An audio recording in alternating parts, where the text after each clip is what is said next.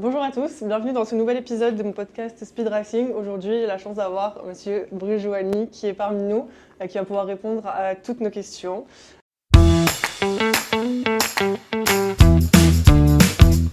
Dire un petit peu qui vous êtes, vous présenter en 2-3 mots. Qu'est-ce que vous me diriez? Waouh. Bon alors déjà Pour les gens qui ne vous connaissent pas. Alors pour les gens qui ne me connaissent pas, je suis directeur de l'école ITM Graduate School dans laquelle vous êtes déjà. Et ensuite, j'ai un passé de pilote automobile. J'ai fait de la monoplace et ensuite de l'endurance aux 24 heures du Mans jusqu'en 2009. Je fais un petit peu jusqu'en 2013 après aux 24 heures du Nürburgring et des courses longues, 24 heures, les 24 heures du Nürburgring et les 12 heures de Bathurst en l'occurrence. Et après, ma carrière sportive elle est plus derrière moi, même si j'ai continué à rouler un petit peu, c'était un peu moins pro. Après ça, j'ai fait beaucoup de coaching dès 2003, en Formule 3 britannique. Et puis ce qu'il y avait à l'époque qui était encore la Formule 3000 qui est devenue le GP2, en GP3, dans plein d'autres disciplines, en Formule BMW en Asie. Le coaching s'est transformé en management sportif. En parallèle du management sportif, où j'ai eu jusqu'à 5 pilotes en même temps, dans différentes disciplines, mais jusqu'en GP2, qui est aujourd'hui la F2. À demain. Non, c'est pas vous.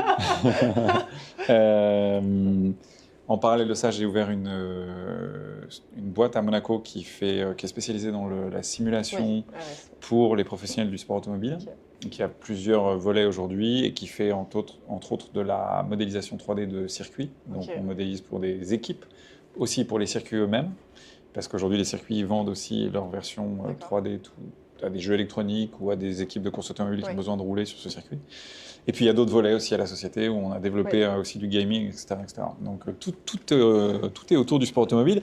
Et puis aussi j'ai oublié la partie média et audiovisuel, parce que en 2013, je crois, c'était en 2013, on a commencé Top Gear France. Une aventure hyper sympa qui a duré 9 années, 8 saisons. Quand même. Oui, voilà, donc j'ai co-présenté Top Gear France avec Philippe Lelouch et avec un gars qui s'appelle Le Tone, vous le connaissez sans doute pas parce qu'il n'est pas très connu. Il est très visible, mais pas très connu. Et après Top Gear France, depuis maintenant 2 ans, je fais des sujets sur Automoto TF1. Ok, comment c'est venu Top Gear France? Est-ce qu'on vous a appelé du jour au lendemain, vous a dit Boris, on aimerait bien que ce soit vous qui veniez et vous avez dit ok? Ouais, j'ai dit ça, ils m'ont appelé, je leur ai dit ok, bon, je veux 20 millions de dollars. Et puis évidemment, depuis, je sais pas, ils ont disparu, je les ai perdus au casino à Monaco. Non, en fait, c'est tout bête, dans le cadre de mon activité de management sportif, j'ai un pilote qui m'a appelé, qui m'a demandé de lui filer un coup de main sur mon début de saison, sur les budgets en fonction des disciplines. Et il avait été convié par la BBC Studio France, qui est la boîte qui produit Top Gear. Donc c'est la boîte la BBC UK, c'est eux qui produisent Top Gear et qui ont l'émission et la charte de l'émission. Et c'est donc BBC Studio France qui était en charge de créer la version française de Top Gear. Et donc lui, il avait été convié à faire un premier casting. Et quand j'avais au téléphone, il m'a dit « Mais dis donc, t'as pas été au casting Top Gear ?» J'ai dit « Non, je suis pas au courant, je savais même pas qu'il faisait un casting, j'étais au courant rien. » Il me dit « Mais en fait, ce serait super pour toi, il faut que tu y ailles. » J'appelle la nana, c'est la directrice de casting, il faut que tu y ailles. Ouais, ok, j'étais en Australie à l'époque. Et puis effectivement, elle m'a appelé 2 minutes après, elle m'a dit « Voilà, il faudrait que je vous voie demain. » Non, ça va pas être possible, ce sera dans 15 jours ou pas. Et puis le casting s'est hyper bien passé, il posait 2-3 questions techniques. Et de là, elle est venue avec moi à la sortie. Elle m'a dit « Il faudrait que vous reveniez la semaine prochaine. » Non, la semaine prochaine, je peux pas parce que j'étais à Prague. Donc ce sera dans 15 jours. Elle n'était pas contente. Et finalement, j'ai fait le 2e casting qui s'est bien passé. Et j'ai été convié à la 3e partie du casting qui s'est bien passé. J'ai absolument aucun mérite, comme me le rappelle souvent Tone. C'est juste qu'ils avaient besoin d'un pilote automobile qui soit à peu près crédible et légitime pour essayer les caisses. Et du coup, j'ai été embauché pour ça, absolument pas pour aucun autre talent. Oui, de toute façon, ils avaient besoin de quelqu'un qui avait quand même une carrière derrière lui pour avoir toutes les notions automobiles qu'il fallait, quoi. Merci Clarence d'enfoncer le clou et de dire que c'est que lié à ma carrière sportive et absolument pas à mes talents de présentateur. Je ne me doute pas de vos talents de présentateur. Sinon, vous n'auriez pas présenté que ce soit Automoto comme Top Gear. Non, mais vous auriez dû vous faire une petite note en plus. J'ai intérêt d'être hyper sympa pour avoir des bonnes notes. Parce que sinon, ça va pas le faire. D'ailleurs, ça vous a pas fait bizarre de passer de pilote à l'aspect médiatique, donc derrière la caméra?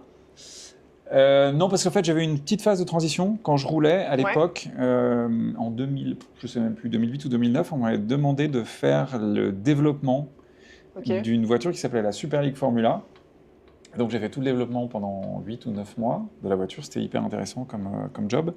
Et ensuite au début du championnat, comme j'étais un peu le spécialiste et que je connaissais bien la voiture, ils m'ont demandé d'être consultant pour la télé. Et j'ai co-commenté en tant que consultant sportif. Donc il y a plein de sportifs dans tous les domaines qui, quand ils sont à un certain niveau, on leur demande de faire du consulting pour la télé, ou même s'ils n'ont pas de niveau. Oui, bien sûr, bien sûr.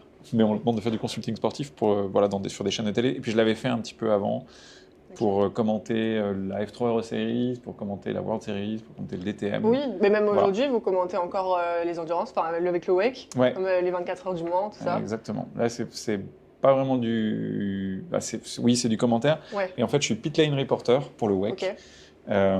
Pour le World Feed, donc la distribution internationale, donc ça va un peu dans tous les pays parce que c'est en anglais, et puis aussi en parallèle pour l'équipe. Donc c'est assez marrant parce qu'il faut que je switch de l'équipe. Oui, mais... Donc oui, je le fais toujours, effectivement. Ok. Ah oui, c'est bien. Donc c'est la transition en fait, il y a eu quelques petites choses où on est derrière un écran et on commente une course. Oui. Et puis après, ils m'ont dit, bah, ça serait bien si tu faisais une petite présentation de technique de la voiture, et puis de la présentation technique, présentation du circuit, etc., etc. Puis de plus en plus derrière la caméra, donc ça s'est fait gentiment en fait. Ok, oui, ça va, ça n'a pas été une transition hyper brutale, en mode, non. Vous conduisez plus, vous faites autre chose. Non, c'est sûr. Néanmoins, Top Gear, ça a quand même été assez brutal, parce que quand on fait une émission du jour au lendemain, où on est sur un plateau de télé avec du public autour, et avec du texte à connaître par cœur, parce que la première année... Oui, vous n'avez pas de prompteur, rien du tout, c'est vraiment non, tout il n'y a par pas de prompteur. Non, c'était assez lunaire, parce qu'en fait, il y avait énormément de texte à l'époque. C'est une émission qui est scriptée. Et la première année, pour vraiment rester dans les clous de la charte, ils scriptaient à mort, ils écrivaient tout. Donc après, on remettait nos mots, évidemment, parce qu'on n'est pas des robots. Voilà, et puis il y avait quand même notre personnalité qui rentrait en jeu. Mais la première année, c'était assez dur, parce que c'était quand même pas hyper naturel. Et à partir de la deuxième saison, ça a été beaucoup plus naturel, beaucoup plus facile, parce qu'ils se sont détendus. La BBC UK, ils ont dit non, mais en fait, c'est très bien, allez-y, laissez dérouler. Et voilà. Mais les premiers plateaux de Top Gear France, ça n'a pas été... c'était pas facile. Oui, c'est ce que je vois. Est-ce qu'il y a un modèle de véhicule que vous avez jamais eu sur Top Gear, que vous auriez bien voulu essayer en test automobile à présenter Alors oui, il doit y en avoir, mais la dernière fois j'ai fait le calcul, je crois que j'ai testé plus de 380 véhicules. Ah oui, mais... Donc vous dire lequel j'ai pas eu sur Top Gear que j'aurais bien aimé tester, c'est pas évident. Mais voilà, c'est un peu cliché, mais il y a une voiture qui était ma voiture préférée quand j'étais gamin, qui était la Lamborghini Countach. Et quand on a fait l'essai de la Countach, je leur dis ouais, bah alors laquelle, parce qu'il y en a plein. Alors je leur dis une 500 LP ou une 5000 SS, un truc comme ça, mais alors surtout pas la 25e anniversaire, quoi. Et ils amènent le 25e anniversaire. Et oui. C'était quand même un peu couillon. Voilà, ça j'ai pas testé. J'ai jamais roulé de Ferrari Testarossa. Pourtant des Ferrari j'en ai testé un max. Donc voilà, puis c'est la même époque que la Countach. Par contre, des F40, j'en ai roulé. Non, je sais pas quoi vous dire. Qu'est-ce que j'ai pas testé, que j'aurais bien aimé rouler. Si, il y a une Dunkervort S8 AT, qui est l'ancienne Dunkervort. On a testé une Dunkervort sur Top Gear. Je parle de ça parce que j'ai revisionné un truc hier qu'on m'a envoyé qui était assez marrant. J'avais décidé de faire la pub Ovomaltine, dont le sujet Top Gear. Et où le réal, il était bien perché et ça l'a fait marrer, donc on l'a fait. Mais ouais, c'est une vieille voiture que j'aimais bien aussi. Enfin, pas vieille, parce qu'une motorisation moderne. Et après, non, je sais pas quoi vous dire là. Est-ce que c'est vous qui choisissez les différents véhicules que vous voulez présenter pour les émissions, ou c'est la production qui vous imposait, entre guillemets, ce que vous allez présenter? Non, globalement, c'est quand même la prod qui choisissait et l'éditorial. Mais au début de l'année, on faisait quand même un brainstorm sur ce qu'on voulait tester. Donc typiquement, la Countach, j'ai dit non, il faudrait qu'on mette la Countach. On a mis une vieille Ferrari l'année dernière, il faut qu'on mette un truc en face. Ouais, bien sûr. Et puis on essayait de faire un mix de trucs avec des nouveautés qui sortaient, des voitures emblématiques. Bon voilà, on avait des cases à remplir et on le faisait ensemble et on choisissait ensemble. Tony, il avait toujours des bonnes idées. Par contre, on choisissait quand même nos voitures sur les road trips. Alors après, les road trips, ça s'organisait de façon un peu particulière, puisqu'on achetait souvent des voitures sur place. Donc on avait genre un parking de vieilles voitures d'occasion, et puis on devait dire « Oh putain, ça on peut peut-être faire quelque chose avec, sur tous les modifs et tout, c'était cool. » Donc en partie, c'était nous qui choisissions, mais pas tout le temps. Bah, c'est bien, ça vous laissait quand même la liberté, entre guillemets, de donner vos avis, ce qui pourrait être bien pour les parties de l'émission. Et puis aussi, qu'est-ce qu'on allait donner à qui et à quoi, parce que souvent, il y a des sujets à 3, mais il y a des sujets seuls, il y a des sujets à 2. Et s'il y avait une voiture qui nous plaisait, parce que moi j'aimerais bien faire celle-là, ce genre de choses. Ok. Et comment ça vous est venu, du coup, cette passion du sport auto? Vous avez commencé par le karting comme tout le monde, je suppose? Ah oui. Alors, comment c'est venu? En fait, j'avais pas une passion pour le sport automobile en soi. Oui, vous n'avez pas J'étais non plus juste- une famille issue du sport Non, automobile. du tout. Enfin, c'était pas... Non, non, non. Si, alors par contre, mes parents et mon père adoraient les Oui. bagnoles, Oui. mais rien à voir avec le sport automobile.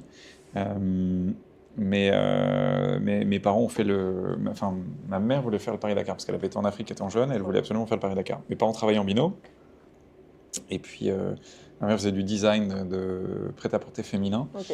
Et puis le Paris-Dakar, ça tombait en plein hiver, elle était dans le design du printemps d'après, et elle avait vraiment beaucoup de taf. Et du coup, mon père, enfin, elle a compris que c'était difficile pour elle de partir, mais tout était D'accord. organisé, la voiture était prête, tout ça. Et mon père a dit bon, que je m'y colle, Voilà. donc c'est mon père qui est allé. Et donc, il y avait quand même une appétence, mais pas pour le sport automobile en soi, D'accord, même si ouais. j'ai regardé la F1 à la télé, que tout le Oui, week-end bien on regardait sûr. la F1. Bien Bon, il y avait sûr. quand même eu un attrait pour l'automobile et les voitures en général.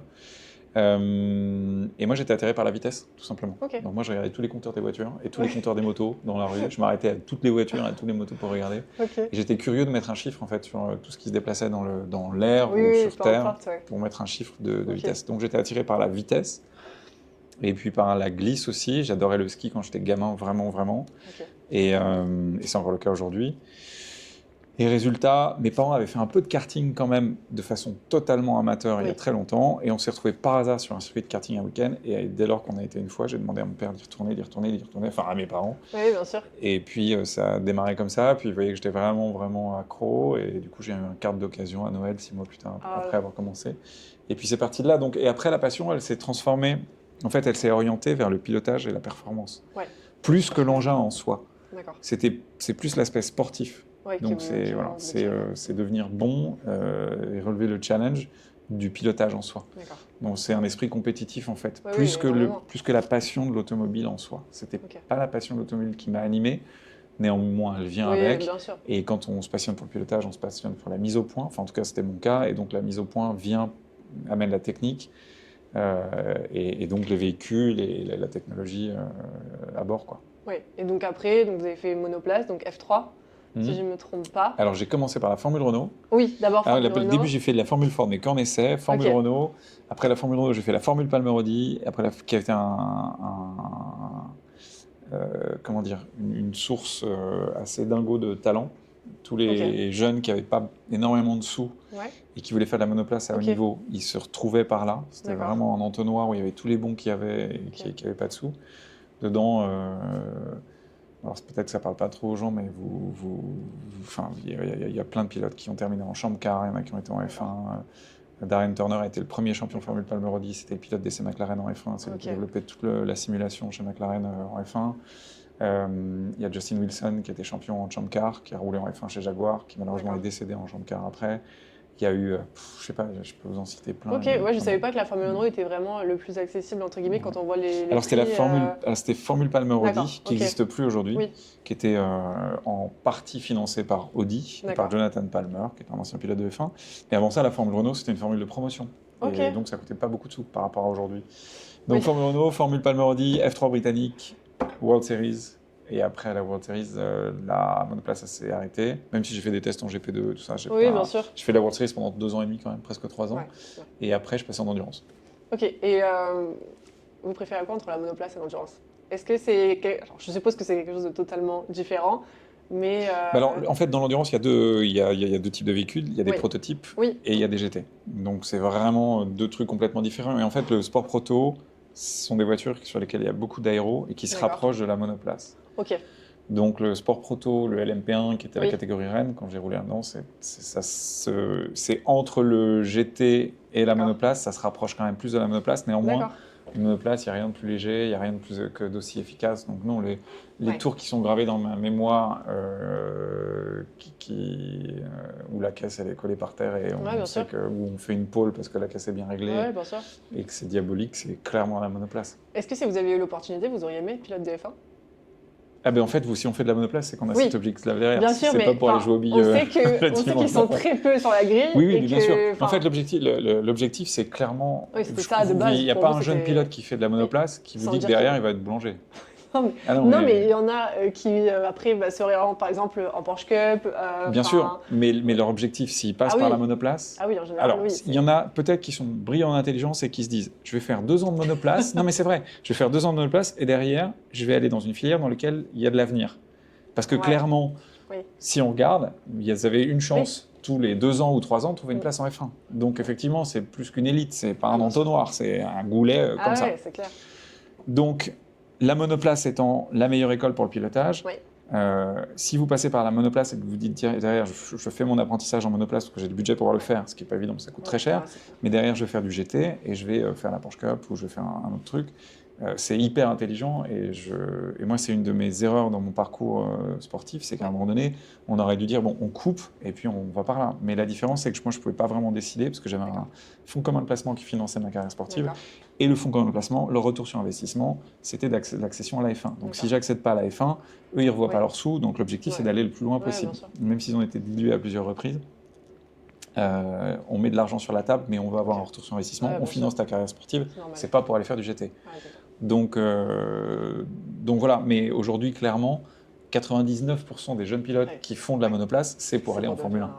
Oui, c'est vrai que c'est souvent ce qu'on entend parler. C'est le but final, donc c'est beaucoup plus logique. Qu'est-ce que tu fais de faire les 24 heures du Mans? Est-ce que c'est... Enfin, je sais que moi, par exemple, si j'avais pu être pilote, si j'avais eu l'argent, le talent, c'est vraiment, je pense, la course que j'aurais voulu faire une fois dans ma vie. Ouais. Ok. Oui, non, mais bien sûr. Après, non, mais je suis pas en train de dire que c'est pas bien du tout. Je suis juste en train de comparer avec la F1. Non, mais disons que quand on est jeune pilote, le haut de la pyramide. Oui, c'est vraiment la F1, quoi. Parce que quand on est pilote automobile, c'est un sport individuel. Oui. Ok. Mais non, pas l'équipe. Et on cherche la performance de soi et la performance avec le véhicule ensemble. Je ne connais pas un jeune pilote de karting qui n'est pas axé et focus sur sa performance perso. Ah oui, c'est pas possible. Donc moi au début, partager la bagnole avec quelqu'un d'autre, c'est chiant quoi. Pourquoi faire? Ouais. Donc dans la tête d'un jeune pilote automobile, je pense pas que ce soit toujours l'objectif, ou en tout cas que ce soit le premier objectif. Oui, bien sûr. Après, c'est vrai que. Alors peut-être que je me trompe, mais j'ai pas l'impression qu'il y ait beaucoup de jeunes qui fassent les 24 heures du Mans. Souvent, c'est des adultes très avancés. Oui. Et Bon, après, là, il y a Théo Pourchère qui vient de signer. Il y a de plus en plus de jeunes malgré tout. Si on regarde les vainqueurs des 24 heures du Mans chez Ferrari l'année dernière, c'est des jeunes il y en a qui ont moins de 25. Oui. Donc il y a des jeunes malgré tout. C'est surtout en GT qu'il y a des pilotes qui sont des gentleman drivers, parce que c'est eux qui financent les saisons des voitures en général. Mais non, un jeune pilote, quand il démarre, il fait un sport individuel et il n'a pas envie d'aller partager la voiture aux 24 heures du Mans. À la limite, il peut les faire tout seul, il le ferait tout seul. Ce ne serait pas simple. Néanmoins, faire les 24 heures du Mans, c'est génialissime, parce que c'est une course magique. Il se passe plein de choses. Gérer le temps 24 heures, pas pendant la course, mais pendant la semaine, c'est quelque chose de particulier. Moi, je me souviens, je suis arrivé lors des premières 24 heures avec Courage en LMP1. Je suis arrivé au début de la course, j'étais mort. Ah ouais? Avant même de commencer la course, la semaine, on a fait tellement d'événements, de machins, il faut se rendre disponible. Mais en fait, il faut savoir garder un petit peu son énergie parce qu'on peut vite arriver à genoux. Mais c'est une course absolument géniale. Et puis surtout, j'ai eu la chance de la faire 2 fois, enfin 3 fois même dans des équipes françaises, mais 2 fois dans des grandes équipes françaises, sartoises, Courage et Pescarolo, avec un max de soutien autour. Donc on est porté par le public, on est porté par Pescarolo, c'était absolument génial. Et non, évidemment, c'est magique. La nuit au Mans, il y a une atmosphère qui est juste magique. C'est dommage qu'il n'y ait plus de merguez. Voilà, c'est juste ça mon regret. Vous allez au Mans, vous pouvez bouffer des hot dogs et tout est propre, clean. Bientôt, il y aura des McDo à droite à gauche comme aux US. Mais il n'y a plus de merguez. Quand même hyper triste. Non. Mais on ira cette année. Ça y est, j'ai pris mes places avant que ça soit sold out. 2 heures après. Ok. Oui. Vous avez des places? Vous avez été bon. On n'a pas oublié. On était ici d'ailleurs. On a mis un réveil. Vous avez fait un nouveau projet récemment, donc PySpeak avec Marcus. Est-ce que c'est un projet qui avance? Est-ce que c'est un projet qui vous plaît déjà? Est-ce que moi je l'ai vu à la soirée de l'année dernière pour du coup le lancement de la voiture, qui est d'ailleurs très belle. C'est un projet qui vous anime, que vous aimez, qui continue. Alors en fait, c'est Damien Alfano m'en voudra pas, mais c'est moi qui ai eu l'idée de faire PySpeak. Mais en fait, c'était assez facile. C'est Harry Vatanen qui m'a envoyé un texto un jour en disant Bruce, il faut que tu vois cette voiture, elle est vraiment très bien, il faut que tu en parles. Ok. Sorry, Harry. Et effectivement, je suis allé voir la voiture. Et c'est vrai que c'est une voiture légère qui est faite pour être une pistarde à terme. Et je me suis dit, c'est marrant, c'est Harry qui m'en parle. Et en fait, PySpeak, c'est un des premiers événements sport auto que j'ai vu à la télé quand j'étais gamin. Ok. Avec justement Arrive à ta aide, mais aussi avec les audits de Walter Rohr l'avant. Oui. Et donc c'était en vieillissant, en grandissant, je sais pas comment on dit, je me suis dit que il fallait que je fasse des trucs que j'avais envie de faire. Ah oui. Et c'est toujours des challenges sportifs. En fait, il y a plein de trucs plus jeune, je me suis dit, en fait, j'ai envie de. Ouais, C'est lié aussi à l'adrénaline, à la prise de risque. Quand on est pilote automobile et qu'on arrête, à un moment donné, il faut qu'on trouve un peu des palliatifs. Chose, ouais. J'avais envie de faire du parachutisme depuis que je suis tout gamin, donc j'ai attaqué le parachutisme il y a une douzaine d'années, un peu plus même maintenant. Non, c'est ça. Ouais, une douzaine d'années. J'ai attaqué les kites, enfin, j'essaie de faire du sport Ouais, bien sûr, ouais. pour avoir des sensations de glisse qui m'ont toujours plu et qui s'approchent du pilotage. Et puis, sur ma liste de trucs à faire, il y avait le Kilimanjaro que j'ai fait, j'en parlais d'ailleurs il n'y a pas très longtemps. Et c'est pas de la glisse pour le coup, c'est juste de l'altitude, Ouais, ça fait bien mal à sûr. la tête et tout. Mais c'est très beau. Et puis, il n'y avait pas Pikes dans ma liste. Et il y a encore d'autres choses à venir, donc c'est cool. Bien sûr. Et puis, donc j'avais en tête de faire Pikes Peak depuis 3-4 ans déjà. J'avais monté un projet il y a 3 ans, qui malheureusement n'avait pas abouti. C'est passé à pas grand-chose, mais ça pouvait être très sympa. Et quand j'ai eu cette Quarkus, et je me suis dit qu'elle était destinée à la compétition, comme ils sont dans une démarche de développement, commercialement, au niveau de la communication, au niveau du marketing, c'est quand même cool de faire, de pouvoir faire du développement de voitures autour d'un événement aussi prestigieux que Pikes Peak. Du coup, ça alliait un peu tout, ça alliait mon désir de le faire. Ça alliait le développement et la com, un plan de com possible pour Quarkus. Oui. Et donc, on a fait ça ensemble. Ok. Et est-ce que ça avance? Damien Alfano m'a proposé de refaire cette année Pikes Peak. Donc, c'est dans les tuyaux. Encore une fois, le temps passant hyper vite. On avait un gros manque de temps.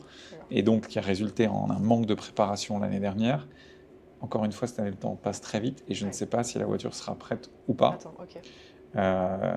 Néanmoins, elle a le mérite d'exister et on est donc moins en retard que l'année dernière. Mais comme l'année dernière, on est quand même bien en retard, il va falloir quand même se battre après le temps. Mais oui, c'est génial, Pikes Peak, c'est une super aventure humaine. Oui, parce qu'en fait, vous êtes toujours à droite à gauche, finalement. Ouais. Vous avez une vie très trépidante, si je peux dire. Toujours à prendre des avions, aller à différents événements entre les émissions, l'école, enfin voilà. Ouais, bien sûr. Vous vous ennuyez pas. Non, je m'ennuie pas du tout là. C'est sûr que il y a quelques années de ça, je me suis dit il faut que je ralentisse un peu, que je me pose, ce qui est un petit peu le cas avec l'école, mais finalement ça me rattrape. Oui, bah forcément, oui. Ça me rattrape et il y a des nouveaux projets, du coup on les prend et puis résultat des comptes, je suis toujours pas mal en mouvement. Ouais. Bon, c'est bien. Et puis j'ai 2 enfants avec qui j'essaie de dégager du temps et du coup je bouge pas mal aussi pour être avec eux. Et je fais plein de trucs avec eux, j'essaie de leur passer... Bon, j'ai pas trop de mal en fait à leur passer le virus de la glisse. Non, pas l'automobile. L'automobile, ça coûte trop cher maintenant. Mais du reste et du fun, du sport et de partir à l'aventure et tout ça. Donc c'est cool. Oui.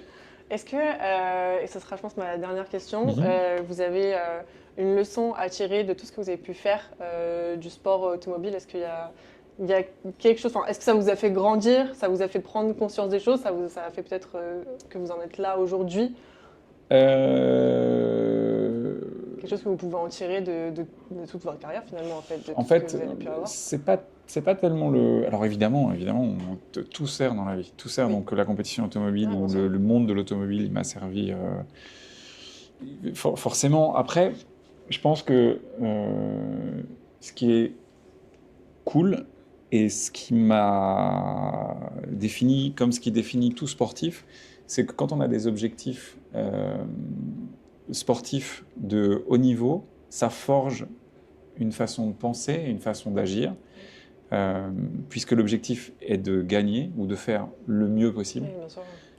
Et qu'après, une fois qu'on a intégré ça et qu'on a programmé son cerveau et qu'on a fait les connexions dans ce sens-là, ces connexions, elles restent et on essaie d'appliquer ça à tout. Okay. Et typiquement, autour de moi, c'est pas le cas à l'école, mais Jocelyn Pedrono a quand même, lui, un mental d'entrepreneur et quand même d'aboutir et il se bat pour tout un tas de choses et il arrive à développer cette école, ce qui est absolument génial.